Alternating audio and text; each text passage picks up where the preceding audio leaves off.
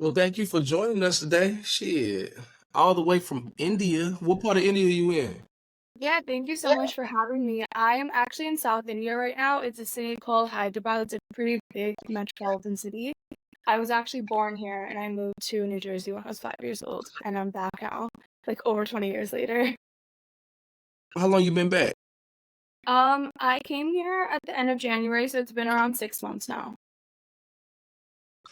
Okay, cool. Yo, don't mind the shades, cause um, I need to switch it up on here.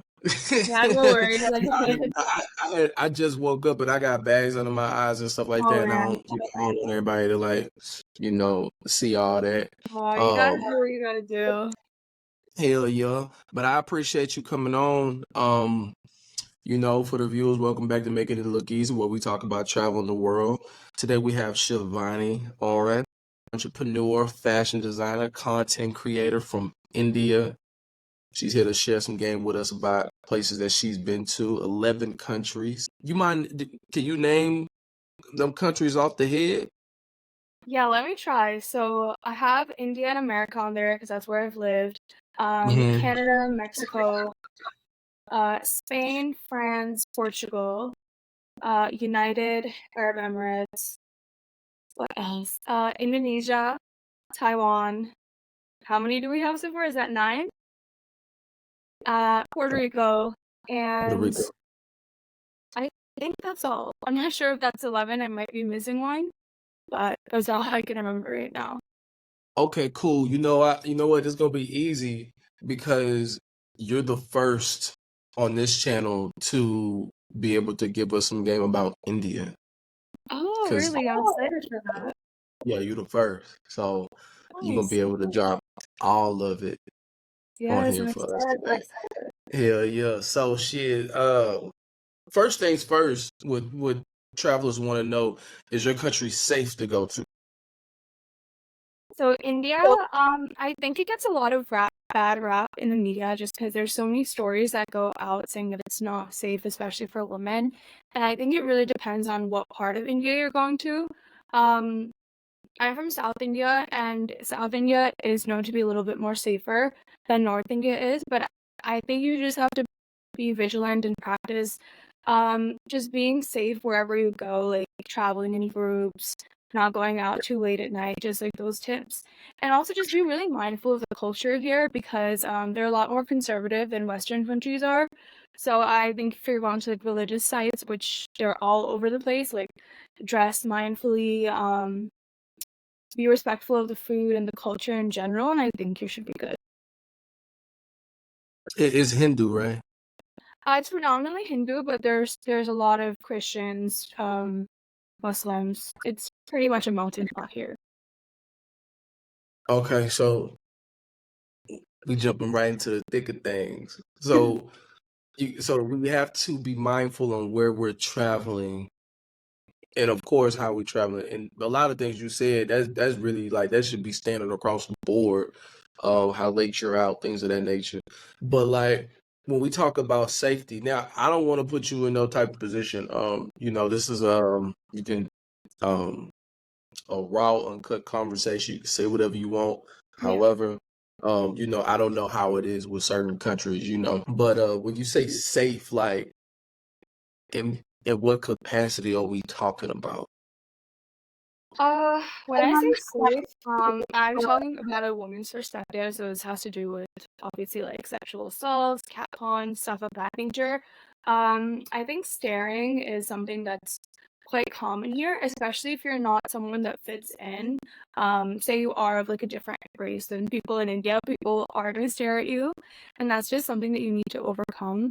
And I've traveled to India like every few years, like summer vacation while I was in school with my family. So I've seen how people have developed and their mindsets have changed. So the experience that I had a few years ago is not the experience that I have now. I feel like right now I have a really positive experience. Like I used to not have much freedom when traveling to India, like, I would always have to go out with a family member, and now I'm happy that I've gotten to a point where, I can just book a cab by myself, go out, do things that I need to do. I also feel more comfortable going out at night now just because I feel like I understand where I'm going. It also really helps that I speak the local language. Um, but overall, I think people's mindsets have really changed. India has become a much safer place.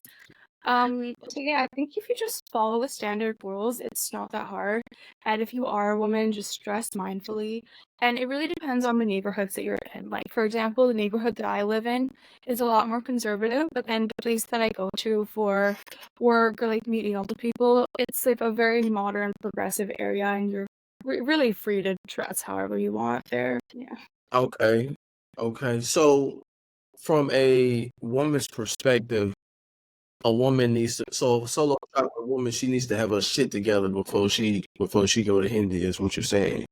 Yeah, I wouldn't consider India one of those places where you just like book a ticket and wing it. I definitely say be a little prepared before you come here. Because I know some solo travelers, and I wish I could be like one of them one day, where they totally just wing things. They don't even book hotels and stuff and just kind of go day by day there. And I just don't think India is a place to do that, at least for now. Hopefully, it changes in the future. I mean, so we talk about Egypt a lot too on this channel. So Mhm. it's the same verbiage. Um, but for Egypt, I say that for man and woman. So what about a man? If a man wanted to travel to India, what he got to worry about? What he got to think about? Poor man. I think similar to Egypt because I haven't been to Egypt, but I've heard stories of, like being scammed, pickpocketing and stuff like that. And I think that also happens here in like major cities, major touristy cities. So I think just being a little bit careful, like especially if you're going to cities like Delhi and near the Taj Mahal, there'll be a lot of tourist traps where they try to just scam you out of a lot of money. And I think especially when you're coming from a place like America where the dollar, this currency is so strong, you don't really understand how much money they're scamming you out of because you're like, oh, this is just a couple of bucks. But it's like a lot for the locals. So I think that's where you just have to be careful. I think it really helps like reading things like Reddit and like different forums before you go to places like India just to understand like the things that you can run into. But yeah, that's majorly what I would say for a man. And I guess it also goes for women because they can also be pickpocketed. But yeah. But all in all, it is safe to go to India. Oh If yeah. we only, I if think we it's only, pretty. okay, if we only talking about pickpocketing, catcalling, outside of that, it's safe to go to India. Yeah, it's pretty safe. I mean, honestly, Um, I think people look up at America as like this wonderful, amazing land. And having lived there, I know like how much crime goes on there. And I think when people are living in that place, they look at outside countries as being so unsafe, like even traveling to Mexico or places like Colombia. But honestly, I feel like the media kind of just highlights those things and doesn't look at all the great stuff that the country has to offer. So if we're comparing it to like I would say India is no less safe than living in New York City. Like, there's a lot of stuff that goes on there too, but you just have to be vigilant and know what you're getting yourself into. Okay, okay, that right there cleans it all up when it comes to the safety tip, Yeah. which is important because what what um what I try to push for on this channel is to encourage travelers, inspire travelers to book that ticket, solo travelers to come here and be able to get some sort of game and some sort of perspective on um you know if it's cool or what to look out for and this and the third. Who knows? You can mess around in like what part of India are you in? I'm in South India in a city called Hyderabad. Okay. I don't know the geographics of it all, Yeah. but who knows? You can mess around and be like a guy or something, or like like a liaison for people that come into the country. You know what I'm saying? It could be a little hustle. Who knows? Yeah, Um, I'll leave her information in the description. definitely. Um, but the next big topic when it comes to India. We gonna get in some other countries too. But the food out there, the Buff, food in next India level. was It's next so level. good. Especially the city that I'm from, it's like literally known throughout India as being the food capital.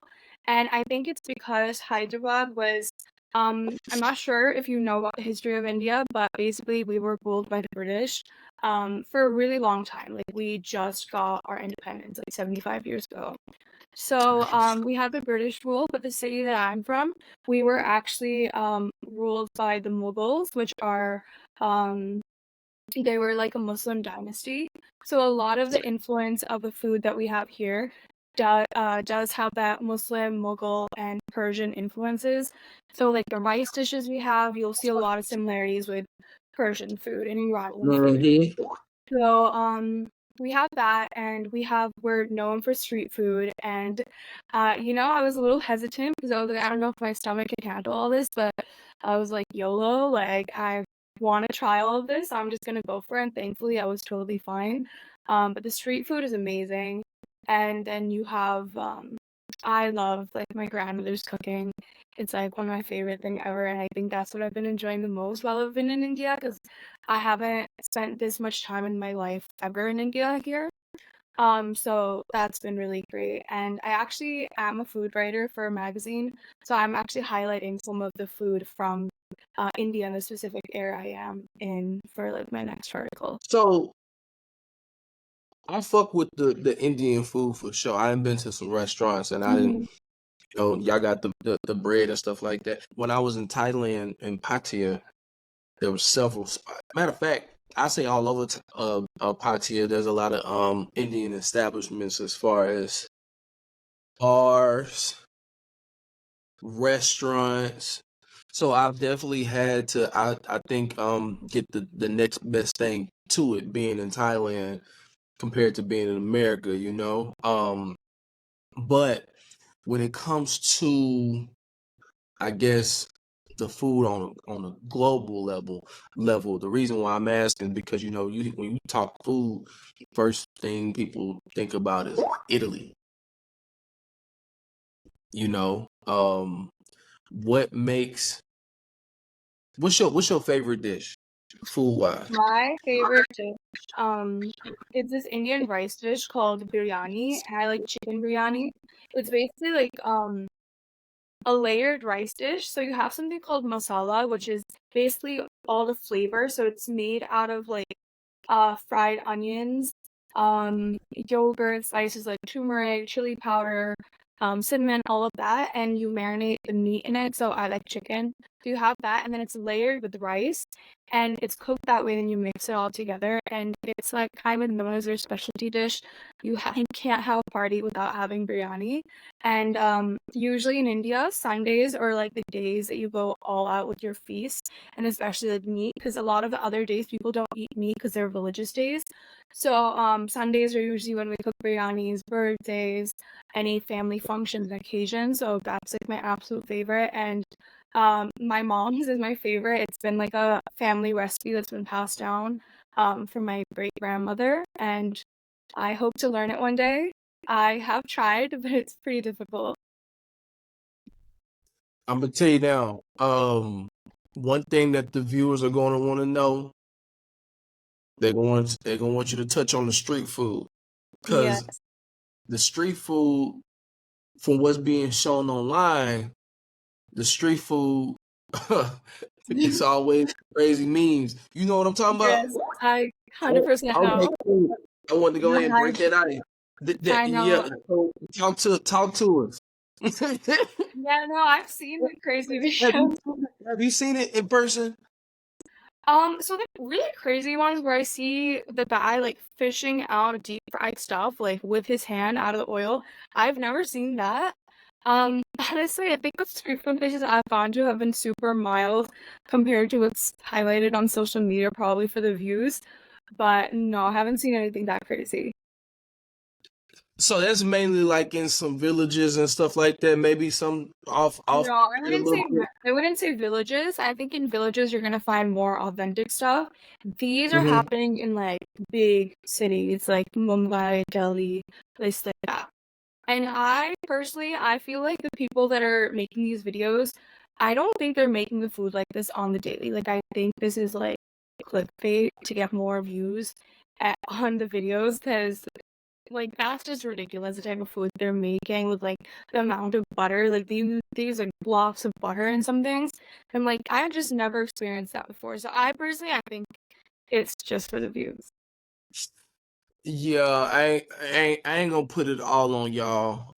Yeah. You know that could be happening in Bangladesh or something like that. It Mhm. could be happening, you know. But I feel you, but we definitely need to know if you've seen that and if that's a thing, You know, because that has been the face of the food industry in India yeah, from a foreigner's perspective. But I've been in them Indian restaurants. I know how y'all get there. I know it ain't like that. I know yeah, y'all I be know. getting it But in. You honestly, know I every just yeah. Sorry about that. nah. You got it. You got it.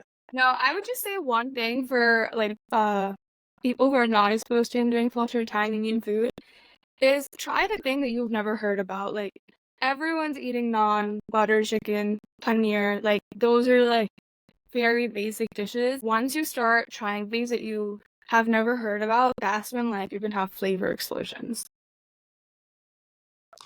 Yeah, yeah. So another thing, culture, the Indian culture. What is there now? I don't. I want to. I'm asking this question from a perspective of me never being been in India a day in my life. Sure. But I do know when you go into different countries, it's culture shock. Yeah. What can a foreigner expect the moment that they get off the plane? And what should they anticipate when they're going through their journey and, you know, in their adventures? Mm.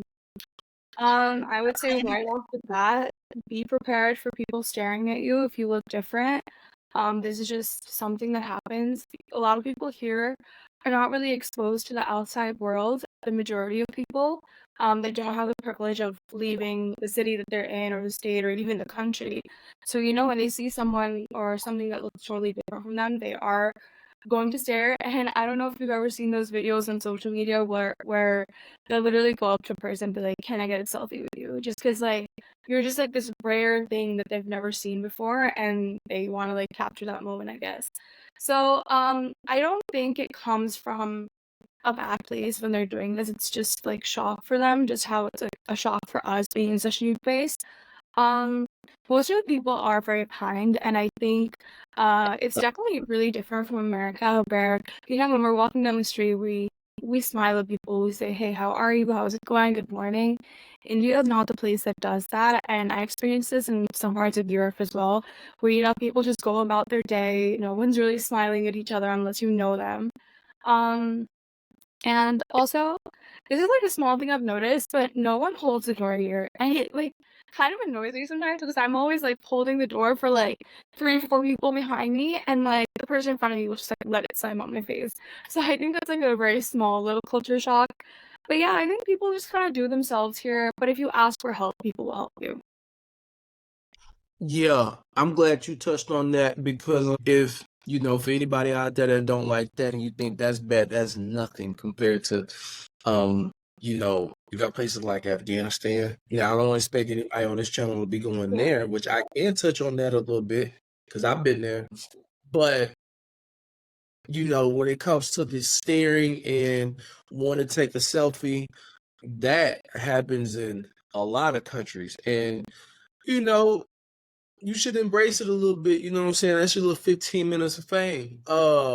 But as far as, you know, the people being nice and helpful and all that type of stuff, yes, you know, I think for Westerners, you know, like I said, this culture shock, you go out there and you get thrown off by how people approach you, or they might you know, view you. You know, you say they stare a lot. That's honestly um not uncommon Yeah. when traveling to different countries. Americans don't get that because here in America you got all these different walks of life, and people don't really, you know what I'm saying? They don't really care. But when you going into another country, another nation of people, yeah, like you the only one that's from the outside. I know for me, if I was to go to India and the moment I start talking, it's a wrap. Yeah. I'm already knowing what's the nightlife like out there. Well, this is like my first trip that I've gotten to experience the nightlife, and it's so much fun. Like, I think you just need to know, like the right neighborhoods to go to, and they'll just be like, "Oh, cool, bro." It's just like a bunch of clubs, bars. They're really good. Like, they're having like chefs from like all different parts of the world, in house nowadays, and the culinary scene, nightlife, bar life is really nice here. The city that I'm living in. Have you been to Texas? I've been to Texas, yes. What part? Austin, Dallas, Houston. I'm in Austin right now. What you Oh, like nice. about I Austin? really liked Austin. I was there last September. Oh, okay, I had just got back to Texas from my entire summer excursion that I was on. You went to Sixth Street? No, I didn't get to. It was a very short trip. I was there for a wedding. And like, I don't know if you know about Indian weddings. They take up a lot of time and I they heard. take many days. So there was like really no time to explore. Okay, okay, but you say you've been to Houston too? Yeah, I've been to Houston as well. I was like younger. I went to Houston though. Okay, okay, because so you know about the American side of things, and then on top of that, so this is some great information for our American viewers and our Western viewers from UK, and because shit, yes, America, but UK they got the same mentality. To Yeah, be honest with you, you know what I'm saying? Is I agree. they might be a little bit different in how they go about things, but it's all the same. Mm. Um, so now let's get into some other stuff. What other country have you been to that you say you went to Europe? What's the other places you say you went to? I went to Indonesia. Asia. Yeah, I went to Bali Indonesia. last summer, and some Indonesia, right? yeah, Indonesia. Let's talk about that for a little bit. Yeah. So I was in Bali. It was my first solo trip, and it was very much an eat, pray, love trip, which I feel like is so cliche for Bali, like finding yourself, healing, all that shit. But it was truly that. I was there for 15 days, and I don't I don't mean to sound like super cliche saying this, but it was truly a life-changing trip. Like, I don't think I would be in India. I don't think I would have started my brand or be where I am right now if I hadn't gone on that trip. Keep going. I love that Yeah. because we It, can relate right there. yeah. Yeah, and I think the main part of it was I was growing up in a part of New Jersey where like I felt like all my friends, all my family members, they all were walking on the same walk of life and like, go to school, go to college, get a job. And I had moved from North Jersey. So in North Jersey, I was living in a predominantly white town. And then for college, my family had bought a house close to my college. I went to Rutgers University. So in that area, it's predominantly like not predominantly, but there's a lot of Asian people and a lot of Indian people. So there's a lot of like comparison that goes around that community. Like, what is your kid up to? Like, my kid got this job, my kid is making this much money. And for the longest time, I was like that corporate baddie. Like in college, I was like doing so many internships. I was working full time in corporate while being a full time student too. And I was always about the hustle. And it wasn't until I did my first job out of college during the pandemic for a year, and I was so burned out. I was like, I cannot do this. Like, this is so not me. I feel like I'm doing a disservice to myself by lying about like what I actually want to do. I'm just doing what like has been imposed onto me. And that's not to say like my parents have never forced me to pick a certain career path, and I know I have it a lot easier than some Indian kids who I know their parents are like dead set on them becoming doctors or lawyers or engineers. And my parents never forced me to do that. I studied business, I got to do what I wanted, but I just think the 9 to 5 life was not for me. And I was not able to make the jump in my life until I went to Bali because I had met so many people there that were doing such unique things with their lives. And the main point was they were so fulfilled. Like they genuinely seemed happy. They were successful. Um, they seemed really healthy too. Like I felt like they had a glow about them. And I think in that moment, I was like, damn, like I was hella depressed in New Jersey. Like I was stuck in the same place for so long. I was hating the weather. Like I felt like I would actually feel depressed in the winter with the lack of sunshine. And when I had gone to Bali, meeting all these people, like I met people from Germany, I met people like locals from Bali, I met people from New York actually, and even they were like living a different type of life, and I was like, wow, I was stuck in my bubble for so long, and I felt like I had to do this thing because I didn't know better. I didn't explore. I didn't look at the explore my options. So I felt like tied down to that. So after going to Bali is where when I kind of started my content creation journey, and Bali was like so beautiful, so I had so much content for travel. And I was able to highlight like all the beautiful places I went to, the spas, experiences, the people that I met. And slowly I felt like going on that solo trip is what gave me the confidence to take more risks in my life. And that's why I ended up coming to India and starting this fashion brand. Like this was actually a dream of mine since I was in ninth grade. And I would always say it to my best friend, and I'd be like, oh damn, like I really want to go to India and start this brand. Like I had the name chosen out like since I was 14. And she would always say, like, go do it. And I was like, are you crazy? Like I can't just leave my life here and go now. Like I always thought that's something I'd do in my like 30s or like 40s. But it like clicked when I was like, okay, I actually don't have anything tying me down right now. Like I'm not in a relationship. I don't have kids. I don't have a corporate job that's tying me down because I took some time off to study something else. Like, this is the time to do it, and I don't want to live my life thinking like regretting that I had never tried this out. So that's kind of why I'm here, and that I honestly owe that to my trip. And actually, my parents pushed me to go on that trip, so I'm super grateful to them.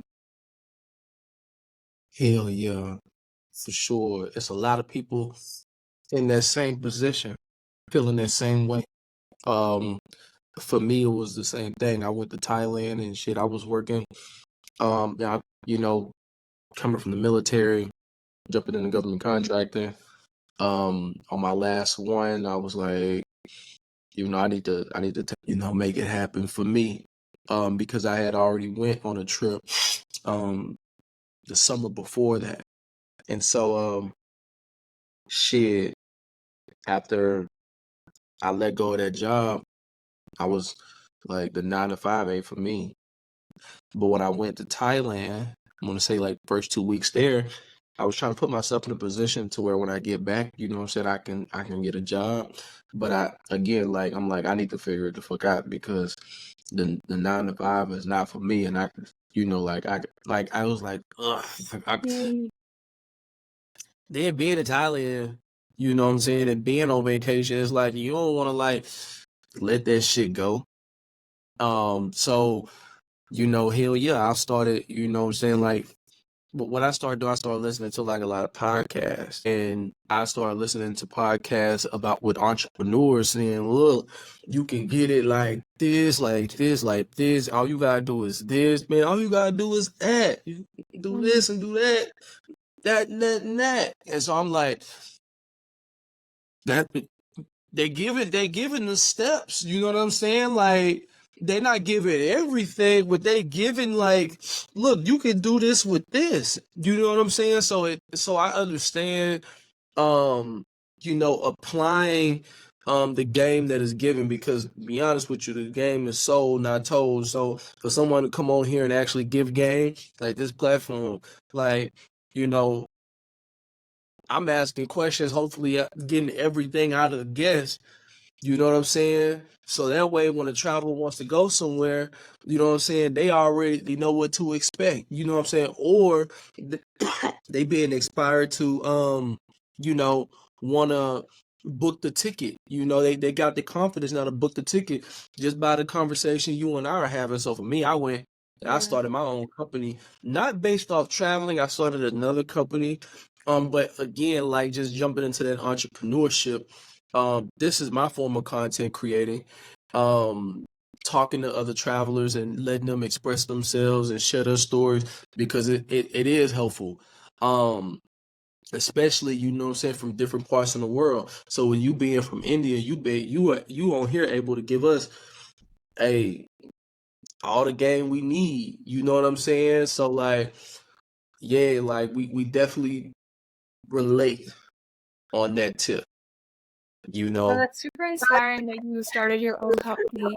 And one thing I just wanted to say is I think social media has its pros and cons, right? And you could either use it to completely isolate in your real life and not have any kind of interactions with other humans, or you can do what we're doing, like kind of connecting with people online, having these conversations, because I think no matter how much we have a Google, we have all these resources at our tips, you're not gonna ever match the level of knowledge you can get from a fellow human being. And you have to have those conversations.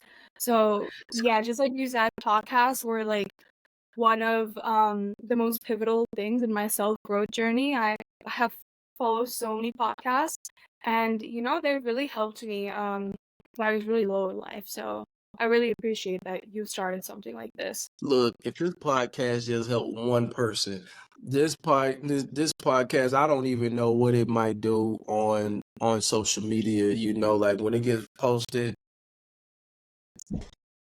it's out there. You know Yeah. what I'm saying? Like that's all I can really do. I don't really, I'm not, I just want to be able to, again, for myself, be able to say, look, I did it.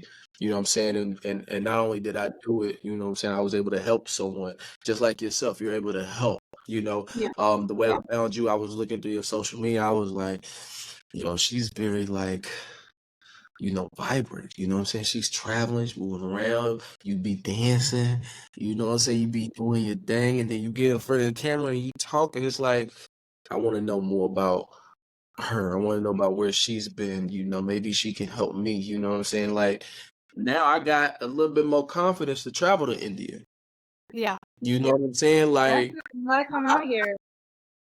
yeah, I'm gonna have to go ahead and do that if I want to consider myself to be a real traveler. Yes. I gotta. But see, when people talk about India, the first like they think the Taj Mahal, New Delhi. Mhm.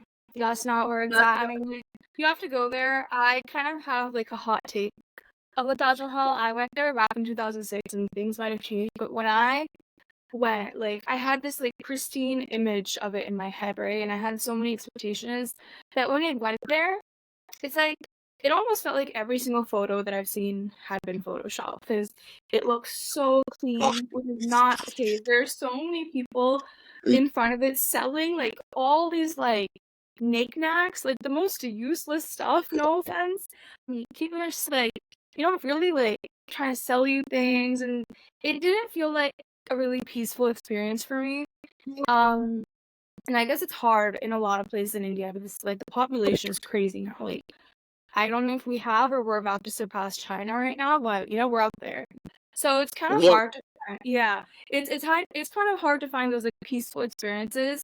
Um but yeah, I feel like truly like calling yourself a traveler is not being afraid to travel those um off beaten paths. Like things that people don't usually prefer or go for. Conquering that, I feel like it's just like leveling up in your life and like truly becoming a traveler.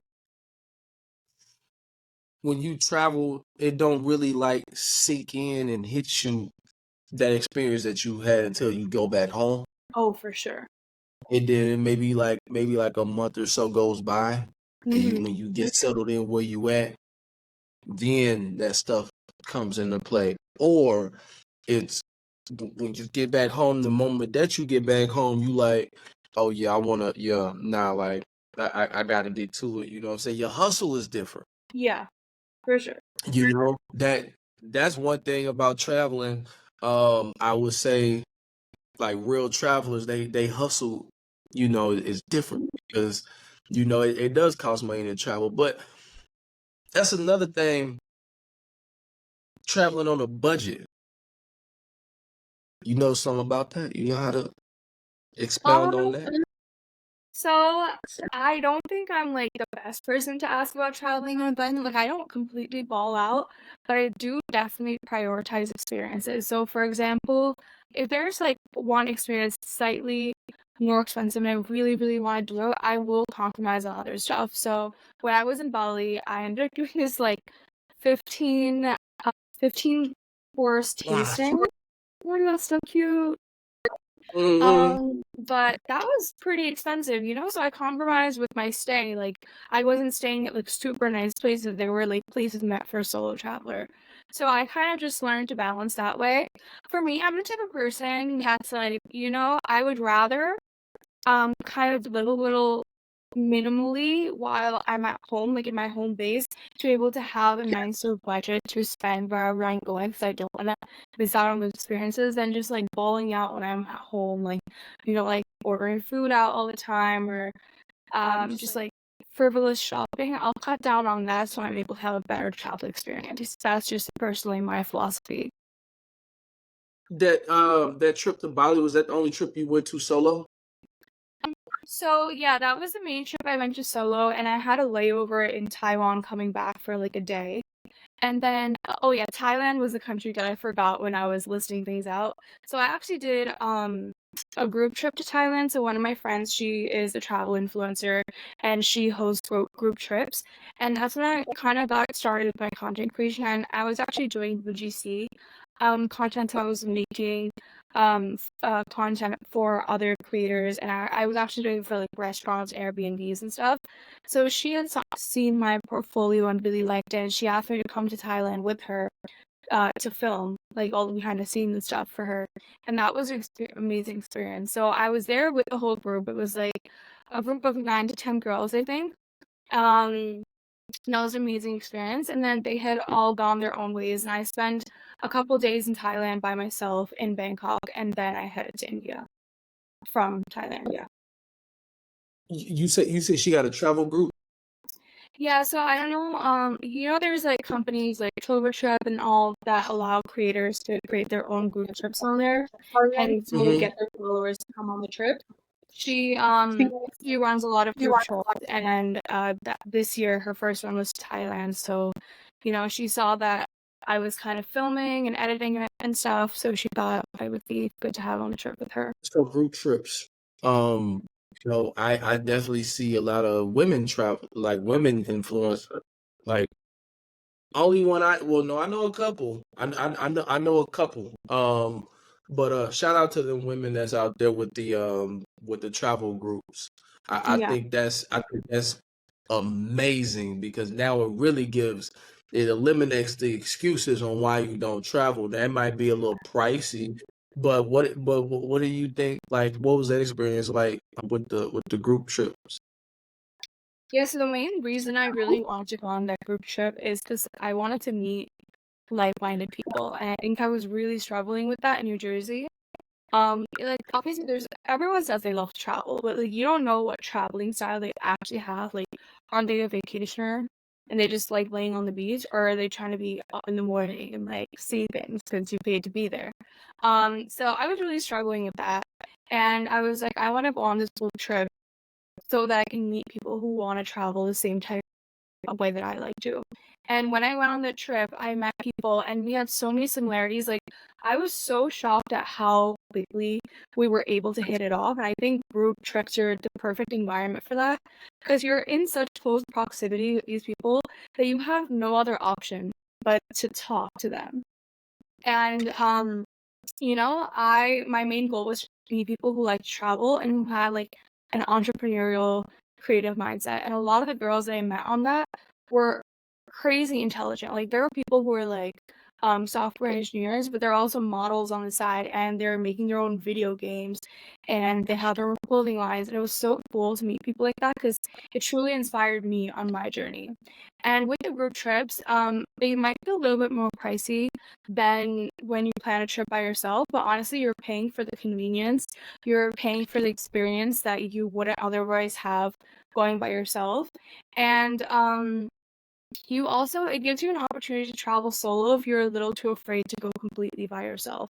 You have the logistics taken care of you, your some of your meals are taken care of, transportation, everything. It's like you just show up and you get to be with the whole group and experience all of that. So I think it's super worth it. I think everyone should experience that. What's your girl's name? Give her a shout out so we Yeah, can. yeah. My friend's name is Nikki. Her handle is at Nikki.K as in KAY on Instagram, and she's really great, and I hope all of you can check her out. We definitely gonna show her some love and check her out. Anything that we can do to help the next traveler make a move. Yeah. You know what I'm saying? For sure. So now we gotta know what's your craziest travel stories? Oof. Craziest travel. Okay. I've had Crazy. crazy. Like yeah. Yeah, I would say this was in Puerto Rico. So this was in April of 2022. Have you been to Puerto Rico ever? I have not. Yeah, not. So there's this island there called Culebra, and there's a really famous beach there called Playa Flamenco, and it's like I've seen it on so many lists as like the world's best beach and all. So we were jet set on going there. So we had our hotel booked in San Juan, and we had to get to this island, and it was like the craziest journey. Like it was such a trek to get out there because we basically had to drive to the port, like where the ferry was, and they said we were leaving at 5 a.m. sharp, but we had to be there an hour earlier, so 4. Which meant that we had to leave our hotel at 3. And so basically we were running on 1 hour sleep the whole day. Like we were like genuinely up for 23 hours. We got to the place. The ferry is not there for like 3 hours. We're just kind of stranded there waiting. We got on the ferry. Um, and the ferry honestly felt like a submarine because I was sitting on the lower deck and the water had like completely like I felt like I was underwater because the water was like above the window. I got super seasick on the flight. It was just a lot of people were getting seasick and it was just not a fun time.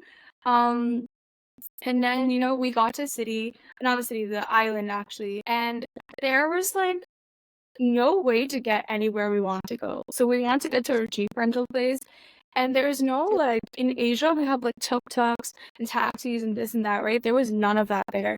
So we basically just had to walk by foot to the Jeep rental place, which was like a mile and a half away. And I'm someone who, when I fly, like my feet tend to get swollen. So like I was still adjusting to the new place. So my feet were Mhm. swollen, and I don't know what my friend and I were thinking. We were thinking this was like a deserted island that had like no food or anything. So we had gone to like a grocery store and they capped our bag with like a shit ton of snacks and like drinks and this and that. So like my bag was legitimately like 20 to 25 pounds. And I had my swollen feet and we had to walk like a mile and a half or 2 to get to a Jeep rental place. We finally got there and it was worth it because I've always wanted to drive a Jeep and we got this beautiful blue Jeep. And I drove to the beach and it was crazy hot that day. Like honestly, like after the journey we had, like I genuinely thought I was gonna faint. But once we got to the beach, it was so worth it. Like you see the mountain landscape with the beach, and it's like crystal blue waters. It was so beautiful, and they're white sand beaches. And like we got a guy, he like set up an umbrella for us. We got our like drinks and snacks, and also in Puerto Rico, they have these little shacks on the beach, these like food shacks, and they have some of the best food. Like the empanadas there were like the best empanadas that I had like in my whole life. So those were so good. Once we got there, like everything's worth it. But again, just like the morning, getting back to San Juan was a struggle again. We got to the port. The ferry was supposed to leave at 8, but it didn't show up until 11 p.m. And that was a whole struggle. A lot of us were just like stranded. I was actually really proud of myself. I was actually like using my Spanish to get by there because I had like studied in school. And it wasn't the best, but I'm the type of person that wherever I am, I've just had to put on a new persona. I'm like, no one knows here. I don't need to be embarrassed about anything, so I'm just gonna say whatever comes. Because if I don't practice, if I don't put myself out of my comfort zone, I'm never gonna learn. So, I was just talking to the locals in Spanish, trying to figure out when the ferry was gonna come. And that's one thing I've noticed when you make an effort to talk the local language, they're a lot nicer to you. Because what I've experienced in Puerto Rico, people aren't the friendliest there. Like I didn't have the same experience that I have with other places. They very much keep to themselves. It was kind of a sour experience, even though we would ask for help. Like we really didn't get much help. We kind of were like on our own. But then the moment that I started talking Spanish, I felt like they cared a little bit more. So that's like a little tip that I would give travelers. Like even the smallest phrases that you can learn, like I would say learn it. Hell yeah. Yeah. Yeah. Now, I know y'all conservative over there, but we also gotta ask you, travel booze. You know, I ain't gonna lie. Like I shit, I done been a lot of places. I didn't have me a few. You know what I'm saying? Like women know. You know what I'm saying? So most, I talk to men and women on here, and you know, like I said, this is a raw, uncut. Share Mhm. what you like, but Yeah. just for the viewers out there, is it a real thing? Oh, it's a real thing. I feel like the infatuation is for real for sure. Because I feel like people around the world, like they're so beautiful. Like you cannot look at them like they're gorgeous. Um, Personally, aside from the solo trip that I've been on, I've usually gone with like my girlfriends on trips. I'm the type of person like when I'm with like a good group, I don't really think about like romance and shit like that. I'm just like I want to have a good time with my girls. But like it's definitely there if you want to date. Like I just say like you gotta be a little safe. Um, I personally like I haven't like met like the love of my life or anything while I've traveled, but I have met men that kind of have raised the standard for me. I'm like, okay, like these are qualities I actually want in my future man. And this might be a little delulu, but I just feel like I have a strong like intuition that I'm gonna meet the love of my life, like not in America. Like I think it's just gonna happen like somewhere around the world because I just feel like travelers just have different mindsets and we vibe differently. Hell yeah, we do. We Yeah. do. Yeah, we do. I Yeah. say that. Even like you said, not even just like entrepreneurship, being creative, being able to step out on that ledge and take a risk, you know what I'm saying? That's in men and women. So when you do find it in the opposite sex, like yeah, that's an attraction there, like it's not always physical. Sometimes it's boom right here, you know what I'm saying? Just being able to meet someone that can match your energy is important, especially when you're able to do that abroad. Mhm. you 100%. know. But you got to get out there. You got to book the ticket. You got to be able to, you know what I'm saying, experience that. Because one more thing, like, if I was, like, let's say I just started dating a woman, right? She ain't had no passport, Mhm. you know. Yeah. First, Same. first I'm thing, sorry. the What's first the name? thing, yeah, like, after that first date, you know what I'm saying? Like, that's what we talking about doing. Like, we gotta get the passport. Like, that got to be a priority. Mhm. Because if not, like, how we gonna, you know what I'm saying, be able to. Because anytime I take a trip, I'm trying to get that passport stamp. Yes. Um, Rather if it's in Mexico, that's you know what I'm saying, that's still a form of, traveling abroad. Yeah. But yeah, nah, that's important. How can we help you? How can we follow you? How can we keep up with you, support you? Yeah, for sure. You can follow me on my Instagram, which is at livewithshiv_. I also have a lot of stuff happening with my Indian clothing brand called Label Premanand, and you can also follow that. I'm getting the website developed soon, so I'm doing shoots with models and really cool photographers and stuff, which I'm super excited for. And I'm also a contributing writer for a magazine called Passions Magazine, so I cover the food section. And now that I'm in India, I'm like able to cover the food scene here, which I'm super excited for. So I'm kind of doing things across like different industries, but this is what keeps me really fulfilled. And I have now realized that I can't live a life where I just pigeonhole myself into one thing, and I feel way happier living life like this now. Hey, I love that. I love that. I love the fact that you said it like that because I know some people out there that need to hear it. If they're watching this and if the shoe fits, hey, cool. But yeah, Yeah. pigeon, pigeonholing yourself into being one dimensional. Yes, Mhm. 1000%. Yeah. Like that is a real thing, having a conversation with somebody that pigeonholes themselves, those always go like nail and void, you know what I'm saying? Because the moment that you just trying to help them, they get emotional. You see, I got experience with people like this. Oh, So 100%. Yeah. I'm glad that you said that. Yeah. I'm glad that you said that. But hey Shivani, I really do appreciate you coming on. Um, hopefully we can do a part two in the Mhm. future. Again, that's my dog, by the way. He been Oh, wanting to go okay. out. Got it. That's why I had him up here. Oh, Um, one second, bro. But again, thank you so much. For the viewers out there, please, if this video was helpful for you, please like and subscribe, share with a friend, and we will see you on the next one. thank you so much for having me on. I think this was a great conversation, and I'm excited to see all the other episodes that you have out. Will do.